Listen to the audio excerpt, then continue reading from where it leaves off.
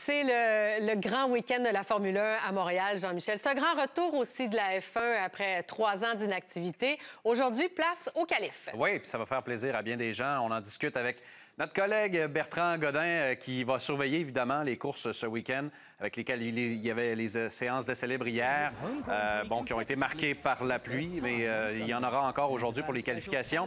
Et je pense qu'on est en mesure de rejoindre Bertrand. Bertrand, j'imagine que ça va faire plaisir, oui, à bien les amateurs de revoir les Formule 1 en piste sur le circuit Gilles Villeneuve, mais aussi aux pilotes qui aiment bien le circuit aussi. Ah ben tout à fait, c'est un pilotage vraiment extrême au niveau freinage. Et c'est pas un circuit qui pardonne, hein, parce qu'il y a quand même des murets tout le tour du circuit.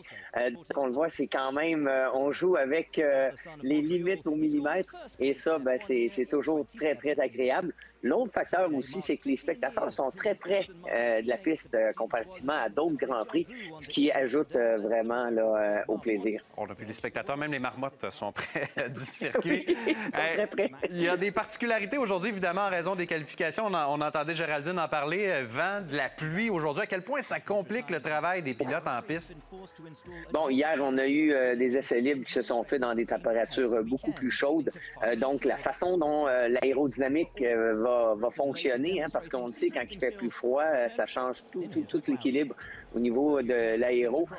Et en même temps, bon, la température des pneus, ça, c'est un des facteurs. Mais en plus, si à ça, on rajoute un petit peu de pluie, eh bien, on a l'assaisonnement parfait pour avoir beaucoup de spectacles durant cette période de qualification là, qui aura lieu à 16 h cet après-midi.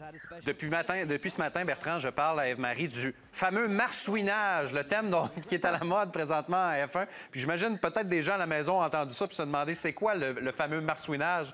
Je te laisse nous l'expliquer. Bien, je vous dirais que ça s'apparente un peu à faire du rodéo, mais à 300 km/h. Non, c'est ça. C'est un phénomène aérodynamique et je dirais aussi dynamique au niveau des suspensions avec les petites bosses qu'on peut avoir. Eh bien, il y a un effet de pompage de la voiture qui rend la voiture extrêmement désagréable à conduire. C'est extrêmement difficile physiquement et ça, Lewis Hamilton s'en est plaint énormément au niveau des maux de dos, mais aussi c'est extrêmement difficile au niveau freinage parce que lorsqu'on arrive et que la voiture est instable comme ça, ben c'est plus facile de bloquer les roues. En plus, le dessous de la voiture touche le circuit. Donc, ça ralentit la voiture en vitesse de pointe. Donc, c'est un gros problème qu'on a. Et là, du côté de la Fédération internationale du sport automobile, on a décidé d'agir et de faire des modifications afin de rendre les voitures plus confortables, plus sécuritaires aussi. On voyait des images de Lewis Hamilton qui a toujours connu beaucoup de succès à Montréal. La dernière fois, en 2019, c'était l'un des meilleurs sur le circuit. Mais là, les choses ont changé. C'est évidemment les Red Bull et les Ferrari qui dominent cette année. Oui, tout à fait. Seulement 80 millièmes de différence entre Max Verstappen et Charles Leclerc hier. Donc, ce duel qui continue là, depuis le début de la saison. Max Verstappen a quand même 5 victoires. On voit de gros problèmes de fiabilité pour la Ferrari. Charles Leclerc qui, lui, va avoir une pénalité de 10 places pour avoir changé des éléments mécaniques.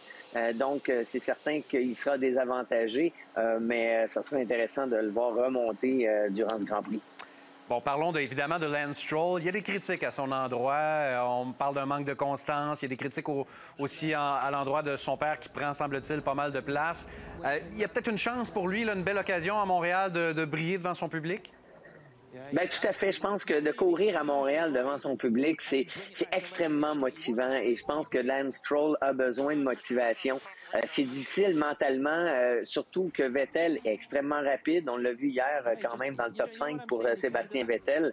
Et ça ça rajoute à la pression de Lance Stroll.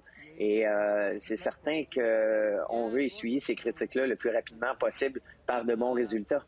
Bertrand, avant de te laisser, c'est quoi la clé pour gagner à Montréal?